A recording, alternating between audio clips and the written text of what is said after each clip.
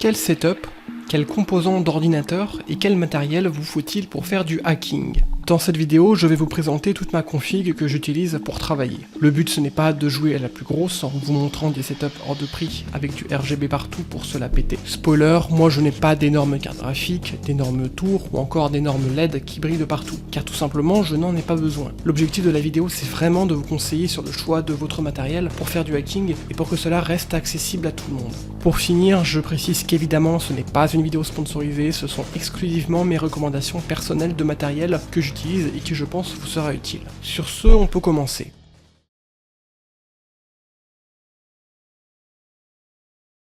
Si vous hésitez entre le PC portable et le PC de bureau, prenez le PC portable direct. Vous n'allez pas rester cloué chez vous toute votre vie à faire du hacking. Vous serez amené à beaucoup vous déplacer, notamment pour des CTF, des hackathons et d'autres événements qui sont parfois à l'étranger pour vous faire du réseau et connaître du monde dans la discipline. C'est vraiment très important. C'est comme ça que vous allez monter en compétences. Les composants sont quasiment aussi puissants qu'un PC de bureau pour à peine plus cher, mais en plus vous ne verrez même pas la différence. Et s'il vous faut un plus grand écran, alors il est possible d'en acheter un externe qui fait très bien le travail pour 100 ou 200 € de plus.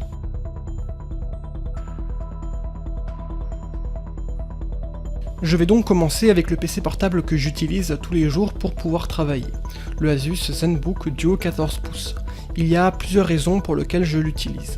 Le PC est très léger, très élégant, petit, a une batterie plutôt bonne, un bel écran qui remplit quasiment tout l'espace disponible, plus 16 Go de RAM, un i5 de 11e génération avec 512 Go de SSD et une carte graphique MX 450 qui vous permettra de jouer mais un petit peu. Mais surtout la raison pour laquelle j'ai choisi ce PC, c'est qu'il a 2 écrans tactiles intégrés.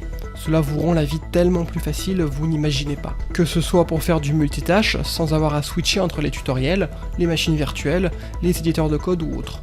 Ou encore devoir se trimballer avec plusieurs écrans quand on est en déplacement. Après avoir utilisé cet ordinateur, les gens qui utilisent qu'un seul écran pour faire du hacking, franchement je ne sais même plus comment ils font.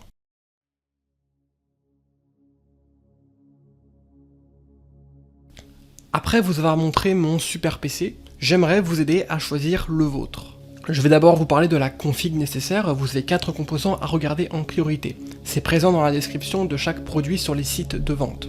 Pour résumer cette section vite fait, vous n'avez pas besoin de config surpuissante, c'est vraiment un mythe dans le milieu de la cybersécurité. Par contre, il y a en revanche 2 ou 3 pièges que vous devez absolument éviter. En premier, on va parler de stockage.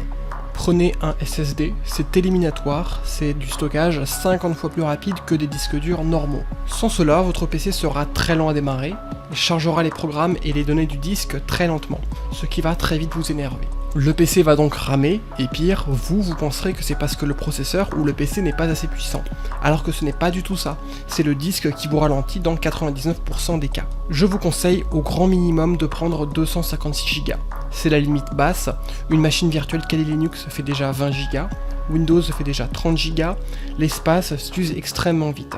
Si vous prenez 128 Go, alors le PC ne va pas tenir très longtemps et vous serez très limité. Si vous avez plus de budget, prenez 512 Go ou 1 Tera, 256 Go ça reste quand même extrêmement limite. Moi perso j'ai 512 Go, ça me suffit, ça me va parfaitement, et je stocke le reste sur un disque dur externe ou sur le cloud. Petite astuce pour finir, vous avez le logiciel TreeSize qui permet de visualiser ce qui prend le plus de place sur votre disque. Ça va vous permettre de vous aider à libérer de la place sur ce dernier. Pour la mémoire RAM, le strict minimum en 2022 c'est 8 Go si vous êtes vraiment short, mais prenez au moins 16 Go pour du long terme, surtout si vous avez un tout petit peu plus de budget. Par contre, que cela soit DDR4 ou DDR5, cela revient quasiment au même, en fait la différence entre les deux est quasiment négligeable pour le moment.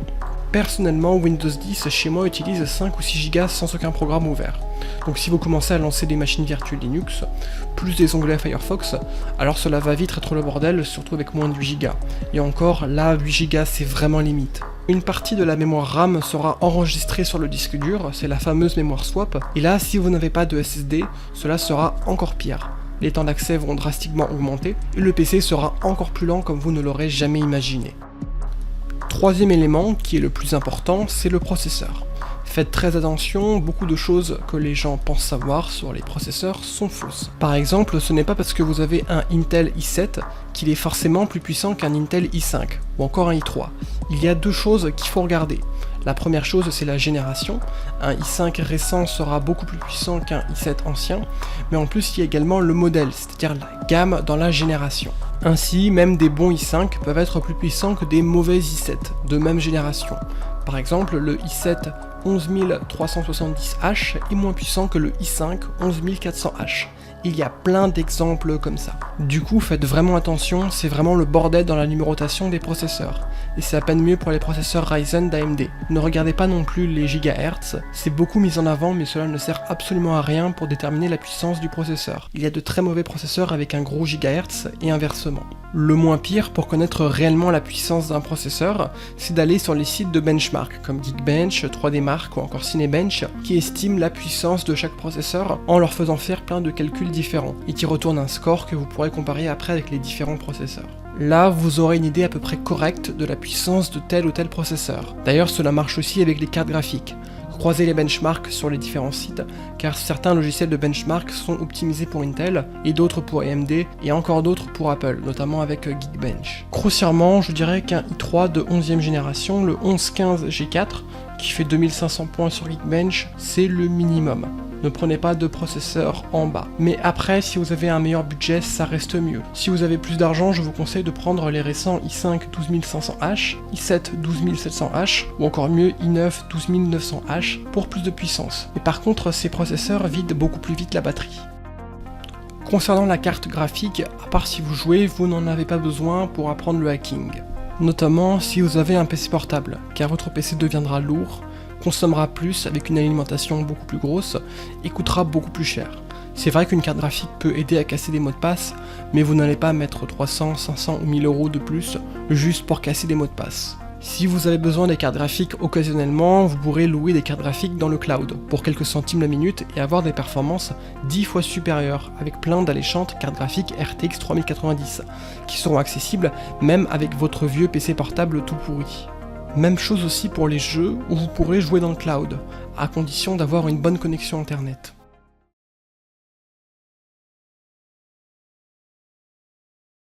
Je vais être assez cash concernant Linux, certains ne vont pas du tout aimer, mais bon, ce n'est pas mon problème. En fait, à chaque fois que j'avais envie de garder Linux comme système principal pendant plus de 3 semaines, eh bien, devinez ce qui m'arrivait. Eh bien, un coup, c'est le PC qui ne boot plus sans trop savoir pourquoi. Un autre coup, c'est le son qui ne se met à tout simplement ne plus fonctionner. Parfois, c'est le ventilateur qui se met à tourner à fond. Et même dans d'autres cas, c'est autour du Wi-Fi lâché. Et malheureusement, vous l'aurez deviné, je n'ai pas de prise Ethernet. C'est bien évidemment des histoires vraies, et c'était le cas avec toutes les distributions que j'ai testées. Il y en a plein, il y a Linux Mint, Ubuntu, Debian, Arch Linux, Manjaro, Kali Linux, etc. Et y compris leur version entre gros guillemets stable, sinon ce n'est pas drôle. Et à chaque fois j'avais quelque chose qui m'arrivait sur toutes ces versions-là. Et c'était le cas avec tous les PC que j'ai testés. Alors je précise que c'était des PC Asus, donc il y a peut-être un lien. Et d'ailleurs j'ai aussi remarqué que c'était la carte graphique Nvidia qui posait problème, je dirais dans au moins une fois sur deux environ. Alors pour information, oui, j'arrivais à résoudre ces problèmes en moins d'une heure la plupart du temps. C'est pas ça le souci. Le souci, c'est que j'ai du travail et que j'ai la flemme tout simplement de bidouiller. Je n'ai pas envie d'allumer mon PC et de tomber sur une erreur directement. Ces problèmes, cela n'arrive quasiment jamais avec Windows. Windows en 2022 est beaucoup plus stable que Linux, selon mon expérience. Ce n'était pas le cas en 2008 avec Vista par exemple, les plus grands s'en souviendront. Et d'ailleurs, Windows, c'est le système que j'utilise au quotidien. J'utilise uniquement Linux sur des machines virtuelles.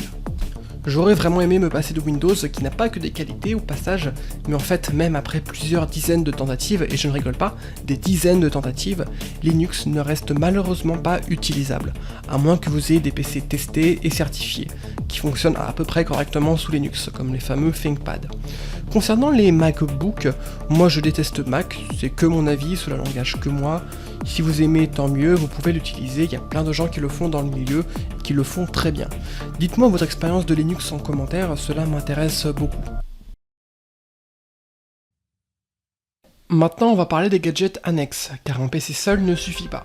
Certains de ces gadgets sont optionnels, d'autres sont obligatoires. Je possède un disque dur externe de 5 Tera de chez Western Digital, provenant de la gamme MyPassport, qui contient toutes mes sauvegardes, ainsi que plein de contenus hors ligne, que ce soit des cours, des archives de Wikipédia, de Stack Overflow, plein de documentation sur l'informatique et de la programmation, ainsi que du divertissement, au cas où l'apocalypse arrive, ou tout simplement au cas où si je n'ai plus de connexion internet, comme ça arrive très souvent avec SFR. J'ai une tablette à écran Ink, un peu comme pour les Kindle, répliquant le papier, mais en plus grand, 10 pouces 1 pour être plus précis. Cela me permet de lire des PDF, notamment sur l'informatique et la sécurité, d'aller sur internet et de prendre des notes sans regarder toujours un écran, donc en préservant mes yeux, et sans prendre des dizaines de livres avec moi quand je pars. Le produit se nomme la Booksnote Air, ça coûte assez cher, c'est vrai, mais cela a changé ma vie. Je possède aussi un Ledger pour stocker mes crypto-monnaies. C'est un petit portefeuille portable qui stocke les clés privées de vos crypto-monnaies de façon sécurisée. Cela diminue les chances de se réveiller un matin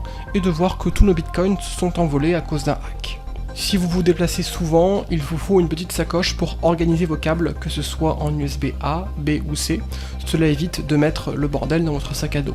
Dans cette sacoche, je stocke plein de câbles en USB-C, en USB-A, également du micro et du mini USB. Il y a également mes clés USB, mes disques durs et tout le matériel assez petit pour y rentrer. Et pour finir, j'ai également un magnifique tapis de souris avec la carte du monde comme image de fond, qui peut également faire office de règle.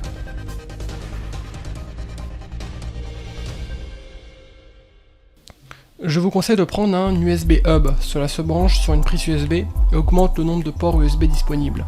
C'est très indispensable pour un PC portable et cela ne coûte pas très cher. La plupart du temps, les deux ports de votre PC portable sont déjà occupés par la souris et le clavier externe.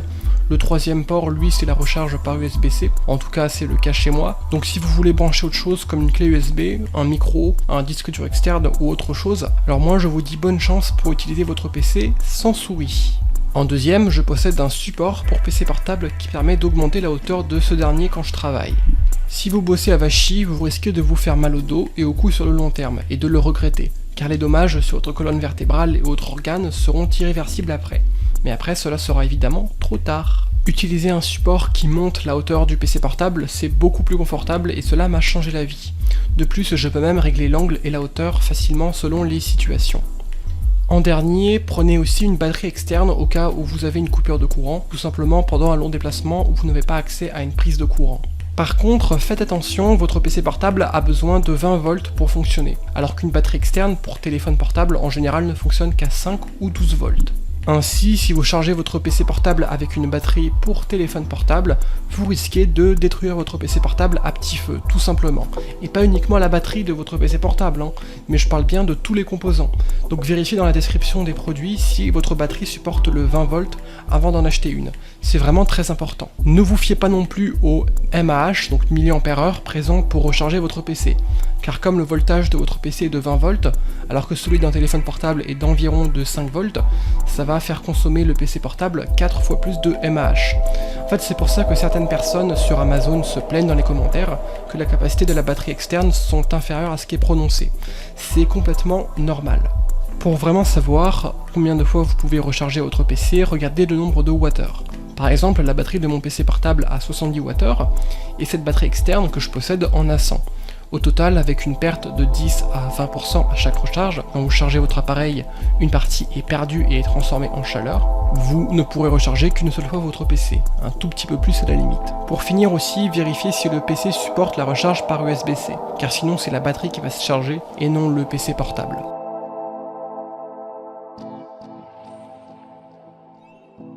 Parlons maintenant des périphériques. Donc comme vous le savez, il y a 3 périphériques indispensables. On a évidemment la souris. Si vous avez un PC portable, n'utilisez pas le pavé tactile, c'est un moyen de torture. Achetez directement une souris ou à la limite utilisez l'écran tactile de votre ordinateur si c'est possible. Sinon, moi je possède le Redragon M913, c'est une jolie souris RGB. Moi j'aime bien les souris à plusieurs boutons.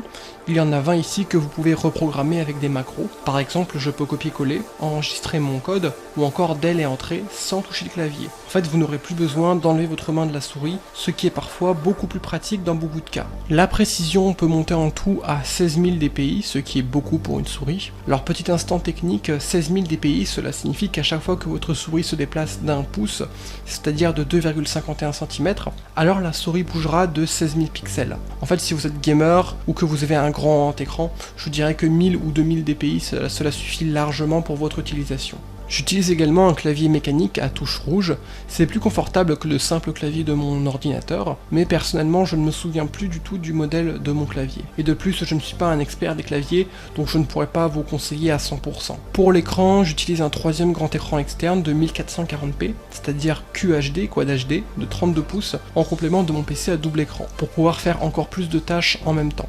Un tel écran doit être en 1080p ou en Full HD minimum, et même en QHD si c'est plus grand qu'un 27 pouces. 60 Hz de rafraîchissement par seconde, cela suffit largement, à part si vous aimez jouer.